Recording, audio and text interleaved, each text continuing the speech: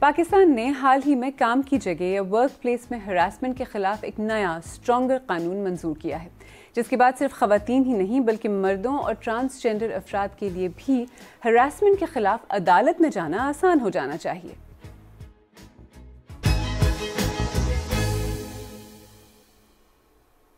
میرا نام عالیہ نازکی ہے اور آپ سیربین دیکھ رہے ہیں، وہ پروگرام جس میں ہم ان کہانیوں کو سمجھنے کی کوشش کرتے ہیں جو آپ کے لیے اہم ہیں۔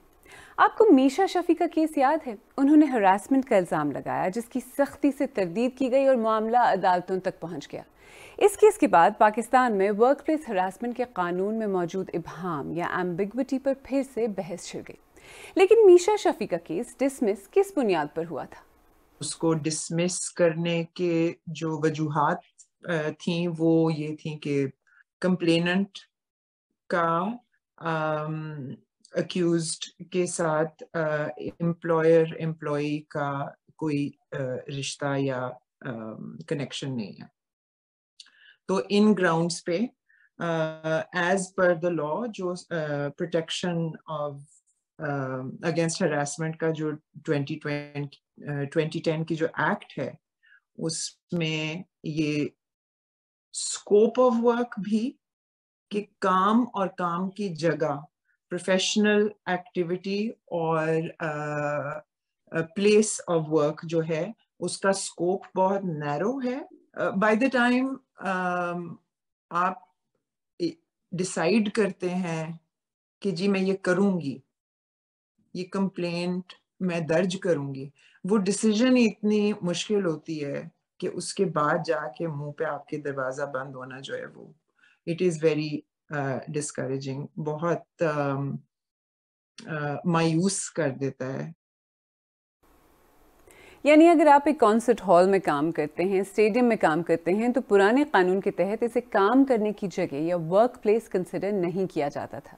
نئے قانون میں ورک پلیس اور ہراسمنٹ دونوں کو کس طرح ڈیفائن کیا گیا ہے؟ ہم نے بی بی سی کی طرف اصغر کو پتہ کرنے کا کام دیا۔ ضروری نہیں کہ ہراسمنٹ دفتر کے بند کمروں میں ہی کی جائے۔ نئے قانون کے مطابق اگر آپ کا کولیگ آپ کو کھلے میدان، گاڑی، ریسٹورنٹ یا کسی بھی ایسی جگہ پہ ہراساں کرتا ہے تو اس کو ہراسمنٹ کنسیڈر کیا جائے گا۔ آپ کا موجودہ آفس اور آپ کا سابقہ آفس، یعنی کہ اگر آپ کہیں نوکری کرتے تھے اور آپ نے وہ نوکری چھوڑ دی ہے لیکن اس وقت آپ کو ہراسمنٹ کا سامنا تھا ادھر، تو آپ ابھی بھی جا کر اس شخص کے خلاف کمپلینٹ دائر کر سکتے ہیں۔ اس کے علاوہ یہ بھی ضروری نہیں ہے کہ آپ اس آفس کے پرماننٹ امپلائی ہوں، یعنی کہ فری لانسرز، کانٹریکٹ پہ کام کرنے والے لوگ کو بھی ہراسمنٹ کے اس قانون کے مطابق انٹرٹین کیا جائے گا۔ جسمانی طور پہ چھونے کو ہی ہراسمنٹ نہیں بلکہ اور بھی دیگر چیزوں کو ہراسمنٹ کنسیڈر کیا جائے گا۔ یعنی کہ اگر آپ کا باس آپ کو خاتون ہونے کی وجہ سے غیر ضروری اپنے کمرے میں کافی دیر کے لیے بٹھائے رکھتا ہے اور آپ انکمفرٹیبل فیل کرتے ہیں تو وہ بھی ہراسمنٹ کے زمرے میں آئے گا۔ یہی نہیں بلکہ جینڈر بیسڈ ڈسکریمنیشن جو ہے، اگر اس کی وجہ سے آپ کو اپرچونٹیز نہیں دی جاتی ہیں یا آپ سے کوئی سیکشل فیورز کے بارے میں ڈیمانڈ کی جاتی ہے یا پھر ہاسٹائل انوائرمنٹ کریٹ کیا جاتا ہے تو وہ بھی ہراسمنٹ ہی ہوگی۔ یعنی ورک پلیس ہراسمنٹ صرف سیکشول یا جنسی ہراسمنٹ ہی نہیں ہوتی، اس کے کئی فارمز ہو سکتے ہیں۔ ڈاکٹر سمیہ الطاف امریکہ کی ایک بڑی یونیورسٹی سے پاکستان واپس آئیں تو انہیں کام کی اپنی نئی جگہ پر کچھ ایسے ہی مسائل کا سامنا کرنا پڑا۔ He screams at me, "This is not the way to do a simulation. I know how to do a simulation. You don't know how to do it." So he said this to me on the phone and a lot of other things. میری ذمہ داری یہ تھی کہ جب ہم health and safety strategy بناتے تھے اور سسٹمز بناتے تھے تو ان کو ٹیسٹ کرنا۔ میں میڈیکل سینٹر میں کھڑی تھی اور اس ڈاکٹر کے ساتھ باتیں کری تھی، مجھے سمجھ آ گئی کہ وہ سسٹم ہمارے اس میڈیکل سینٹر میں بالکل سیٹ اپ نہیں ہے۔ تو میں نے اس ڈاکٹر سے کہا کہ آپ کریں ان کو فون، تو اس نے ان کو فون کیا تو انہوں نے وہ کسی شاید سوشل ایونٹ پہ تھے تو انہوں نے کہا اس ڈاکٹر سے کہ میں ابھی ایمبولینس بھیجتا ہوں اس بچے کو وہاں سے نکالنے کے لیے۔ تو میں نے فون لے لیا اور میں نے ان سے کہا کہ آپ ایمبولینس نہیں بھیجیے، یہ صرف ایک ٹیسٹ ہے، میں یہاں پہ کھڑی یہ سیمولیشن اور ٹیسٹ کر رہی ہوں۔ بس یہ میرے کہنے کی دیر تھی، انہوں نے نہ آؤ دیکھا نہ تاؤ، مجھ پہ چیخنا شروع ہو گئے اور زور زور سے کہنے لگے کہ یہ آپ کیا کر رہی ہیں، آپ کو تو یہ کچھ کرنا ہی نہیں آتا، آپ کو تو سیمولیشن کرنی نہیں آتی، آپ کے پاس تو ایس او پیز بھی ٹھیک نہیں۔ وہ SOPs میں نے بنائی ہوئی ہیں. آپ کے پاس تو SOPs بھی نہیں ہے اور یہ نہیں اور وہ نہیں, اور یہ میں آپ کو بالکل نہیں کرنے دوں گا. اور ہر میٹنگ میں وہ مجھے کہتے تھے میں یہ بالکل نہیں کرنے دوں گا, میں یہ آپریشنلی اس چیز کی اجازت ہی نہیں دوں گا. اچھا, تو نئے قانون میں نیا کیا ہے اور اس سے کیا بدلے گا؟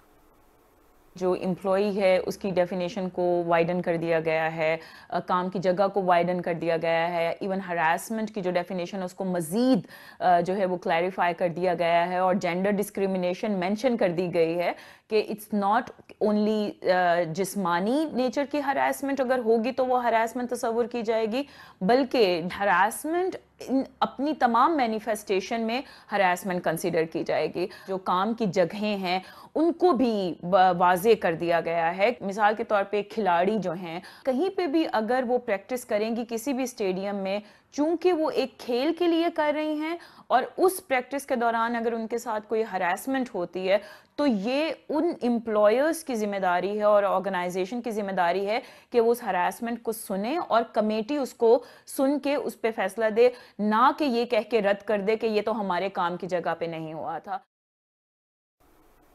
اور نئے قانون میں جس طرح ڈیفینیشنز کو ایکسپینڈ کیا گیا ہے اس کی ٹویٹر پر تعریف ضرور ہوئی, لیکن ساتھ ہی مسائل کی نشاندہی بھی کی گئی. شیما کرمانی نے لکھا کہ ایک بہت بڑا قدم ہے, اس جدوجہد میں شامل سب لوگوں کو شاباش.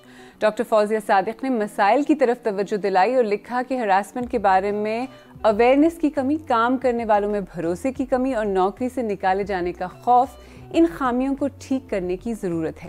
لاہوری نے لکھا کہ کیا کسی بھی بل سے کوئی فرق پڑتا ہے جب انفورسمنٹ کا فائدہ صرف امیر اور طاقتور لوگوں کو ہی ہوتا ہے.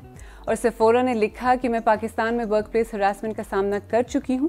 جب تک ان اداروں کو ذمہ دار نہیں ٹھہرایا جاتا جہاں آپ کے ساتھ ایسا ہو تب تک کوئی پوائنٹ نہیں, کیونکہ اگر آپ کمپلینٹ کرتے بھی ہیں تو آپ کو خراب ریفرنس دی جاتی ہے, انڈسٹری میں آپ کو ٹربل میکر کہا جاتا ہے, آپ کا کریئر ختم ہو جاتا ہے. اچھا, فرض کریں خدا نخواستہ کل کو ہم آپ خود کو اس طرح کی صورتحال میں پائیں, تو اب ہمارے پاس آپشنز کیا ہیں, ہمیں کیا کرنا چاہیے؟ جو آپ کے پاس انکوائری کمیٹیز ہیں ان کو فوراً کانٹیکٹ کرنا چاہیے اور اپلیکیشن وہاں پہ فائل کرنی چاہیے. لیکن یہ لا آپ کو اجازت دیتا ہے کہ اگر آپ اپنی انکوائری کمیٹی کے پاس نہ جانا چاہیں تو آپ ڈائریکٹلی اومبڈس پرسن کے آفس آ سکتے ہیں, اور کے پاس جو میکسیمم ایویڈنس ہے وہ اکٹھے کرتے ہوئے ایک اپلیکیشن داخل کرنی ہوگی. اس کے بعد یہ ہوگا کہ جب کبھی بھی نوٹس جائے گا تو آپ کو اس کے لیے آنا ہوگا. ایویڈنس اگر آپ کے پاس موجود ہے تو آپ نے ایویڈنس کو دینا ہوگا. جو اپنے کیس کو اچھی طرح آرگو کر لے گا اور اس میں ایویڈنس انف ہوں گی تو اس کی بیس پہ جو فیصلہ ہوتا ہے اس کی پھر فردر ایگزیکیوشن ہے. ایگزیکیوشن کا معاملہ یہ ہو سکتا ہے کہ اگر ڈپارٹمنٹ اپنا اومبڈس پرسن کا فیصلہ ایگزیکیوٹ نہ کرے تو یہ کورٹ کے ذریعے ڈگری جو ہے وہ لی جا سکتی. چلیں, نئے کیسز کے لیے ایک واضح پروسیس تو ہے, لیکن جو پرانے کیسز ہیں ان کا کیا ہوگا؟ جو آلریڈی کیسز چل رہے ہیں وہ پرانے قانون کے مطابق طے ہوں گے, لیکن ہمیں یہ بھی غور کرنا ہے کہ یہ جو ترامیم ہیں یہ کلیریفائی کرتی ہیں ان تمام تعریفوں کو جو کہ میں نے آلریڈی بتائی ہیں کہ کام کی جگہ کی کیا تعریف ہے, ہراسمنٹ کی کیا ہے, امپلائی کی کیا ہے. اب عدالتوں پہ ہے اور اومبڈس پرسن پہ ہے کہ وہ کس طریقے سے ان ترامیم کو اپنے آن گوئنگ کیسز کے لیے بھی استعمال کرتے ہیں. اور جن کے کیسز آلریڈی ڈیسائیڈ ہو گئے ہیں وہ, اور فارمر اس میں بائی دا وے اس قانون میں ایک اچھی بات یہ بھی ہے کہ جو سابقہ امپلائیز ہیں وہ بھی اس میں آتے ہیں, تو دوبارہ سے وہ اپنے شکایات جو ہیں وہ اپنی کام والی جگہوں پہ یا اومبڈس پرسن کے پاس جو ہے وہ درج کرا سکتے ہیں اور ان کو کہہ سکتے ہیں کہ نئی ترامیم کے مطابق جو ہے اس کا اطلاق مجھ پہ ہوتا ہے. لیکن اس میں یہ بھی بہت ضروری ہے جو تکنیکی پہلو کو مد نظر رکھنا کہ لمیٹیشن پیریڈ کیا ہے, کہ ہراسمنٹ کب ہوئی تھی اور آپ کب اومبڈس پرسن کے پاس جا رہے ہیں. اگر آپ دنیا کے کسی بھی علاقے, کسی بھی ملک کی زیادہ تر خواتین, ٹرانسجینڈرز اور کچھ مردوں سے بھی بات کریں تو وہ آپ کو یہی بتائیں گے کہ ورک پلیس ہراسمنٹ کا سامنا آپ کو کہیں بھی کبھی بھی کرنا پڑ سکتا ہے. ورک پلیس کی تعریف کو ایکسپینڈ کرنا ایک بہت اہم اور ضروری پہلا قدم ہے.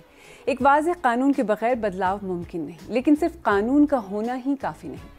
لیگل پروسیسز کو آسان بنانا، انفورسمنٹ کو یقینی بنانا اور سوشل ایٹیٹیوڈز کو تبدیل کرنا بھی لازمی ہے۔